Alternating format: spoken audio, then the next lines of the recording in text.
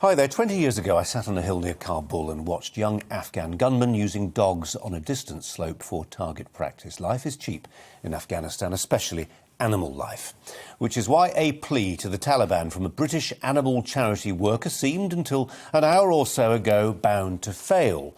Paul Farthing, Pen Farthing, is a former Royal Marine who wants to evacuate 140 dogs and 60 cats from Kabul. It seems tonight like he's got his way. Earlier, he'd written to the Taliban urging them to facilitate his evacuation plan, which he's calling Operation Ark, as in the ark used to save animals from the Great Flood in the Old Testament. Perhaps Mr. Farthing sees himself as Noah. If he does, my advice would be to keep that to himself. Noah is revered in Islam as a prophet, not as a 52-year-old originally from Essex.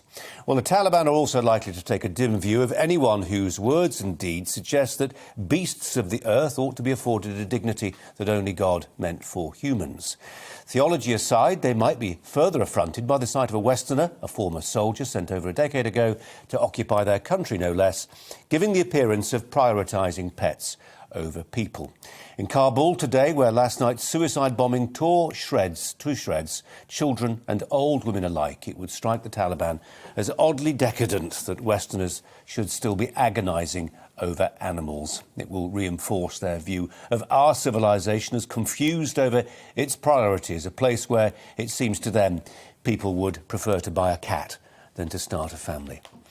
But it's the British government which tonight seems to have ensured that Paul Farthing gets his wish. He and his animals are now at Kabul airport awaiting evacuation. Downing Street denies that the Prime Minister's wife, Carrie Simons, a noted animal lover, applied pressure to remove any bureaucratic hurdles. Ben Wallace, the Defence Secretary, certainly didn't seem keen yesterday. He accused Farthing's supporters in Britain of bullying. Mr Wallace says they've been threatening Ministry of Defence officials, diverting their attention away from the more pressing task of rescuing translators and their families.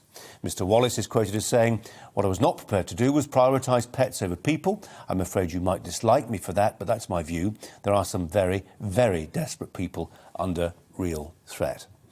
Well, I don't dislike Mr Wallace for saying that. In fact, I rather like him all the more. He's right to assert that human life is worth more than its animal equivalent. But there will be others who will detest Mr Wallace for stating something taken as a self-evident fact throughout the course of human history. His critics are part of an emerging army of animal rights activists who range from gentle cat lovers to fanatical hunt saboteurs. As a dog and cat owner, or guardian, as I'm now encouraged to say, I understand the instinct to love animals with a devotion some humans frankly don't deserve.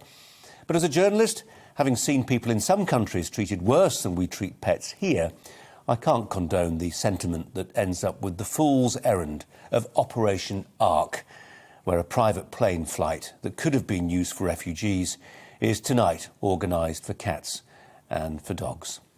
That's tonight's Viewpoint.